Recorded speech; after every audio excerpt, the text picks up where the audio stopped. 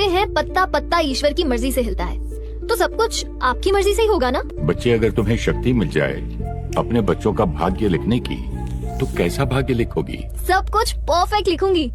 तुम सब आत्माएं मेरे बच्चे हो, तो क्या मैं तुम्हारे भाग्य में दुख, बीमारी, अकाले मृत्यु, प्राकृतिक आपदाएं लिखूंगा?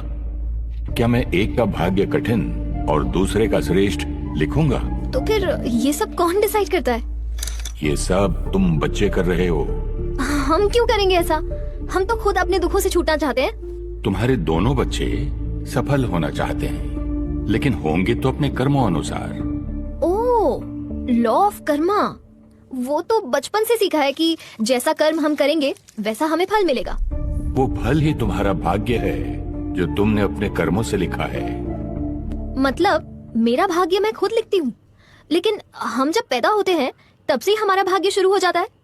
कर्म आत्मा करती है और परिणाम भी आत्मा को ही मिलेगा, जिसे भाग्य कहते हैं। आज तुम आत्मा इस शरीर में हो, हर क्षण कर्म कर रही हो। किसी कर्म का परिणाम इसी क्षण मिल जाएगा और किसी का कुछ दिन बाद, कोई परिणाम कुछ वर्षों बाद और कोई तो बहुत वर्षों बाद। तब तक शायद तुम आत्मा अपना शरीर रूपी वस्त्र बदल चुकी होगी, लेकिन परिणाम तो आत्मा को मिलना है, शरीर को नहीं। मतलब पिछले जन्म की गलती की सजा इस जन्म में मिलेगी। This is not fair. मुझे तो याद ही नहीं कि मैंने क्या किया था। बच्चे, अभी तुम कुछ काम कर रही थी, इस काम का परिणाम तुम्हें कब मिलेगा? बाबा, इस प्रोजेक्ट में कम से कम 1 हफ्ता लगेगा और इसका रिजल्ट 2 हफ्ते बाद मिलेगा। लेकिन इन 15 दिनों में तुम 25 से 30 वस्त्र बदलोगी। मेरे कपड़ों का मेरे प्रोजेक्ट से क्या कनेक्शन है? तुम्हारे कर्मों का भी तुम्हारे शरीर रूपी वस्त्र से कोई कनेक्शन नहीं है।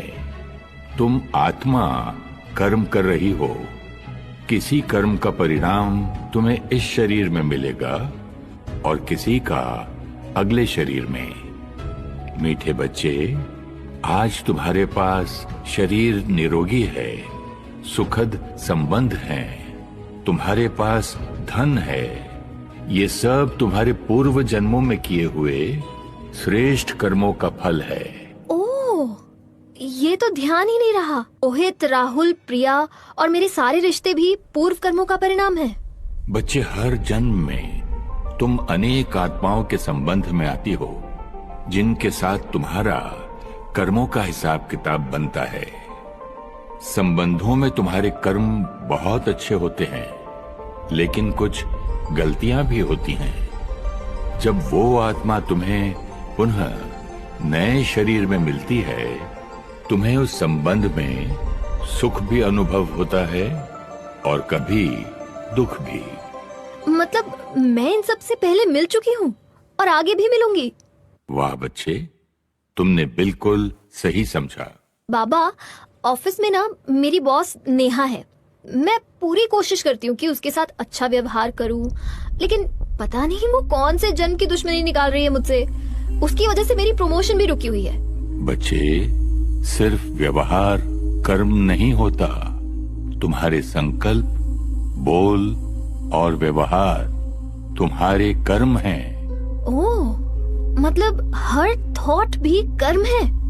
किसी ना किसी जन्म में तुमने उस आत्मा के साथ गलत कर्म किए हैं। अब तुम्हें उस हिसाब किताब को चुकता करना है। या तो योग से करो या भोग के। तुम्हारा चित्र और तुम अलग हो, वैसे ही मैं निराकार हूँ और वो मेरा चिन्ह है। तुम्हें सतयुग की याद आती है। तुम अपने पूर्वजों की मूर्ति बनाकर उन्हें मेरा स्वरूप समझ याद करते हो। आपका मतलब है देवी देवताओं की मूर्ति हम उन्हें भगवान मानकर ही पूजते हैं। बच्चे, तुम मुझे ढूंढ रहे थे क्योंकि तुम बच्चों को पता था तुम्हारे दुख हर कर तुम्हें सुख देने वाला तुम्हारा परम पिता परमात्मा ही है। तुम्हें याद दिलाने के लिए कि तुम सब आत्माएं हो, एक परमात्मा की संतान, आपस में भाई भाई हो। बहुत विशेष पवित्र आत्माएं परम धाम से तुम्हारी सृष्टि पर आई थीं।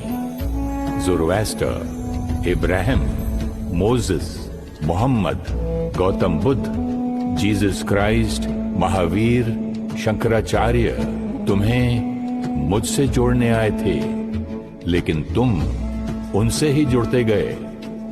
पवित्रता, सत्यता, प्यार तुम्हारा स्वधर्म है, वो तुम्हें याद दिला रहे थे, लेकिन तुम अनेक धर्म बनाने लग गए।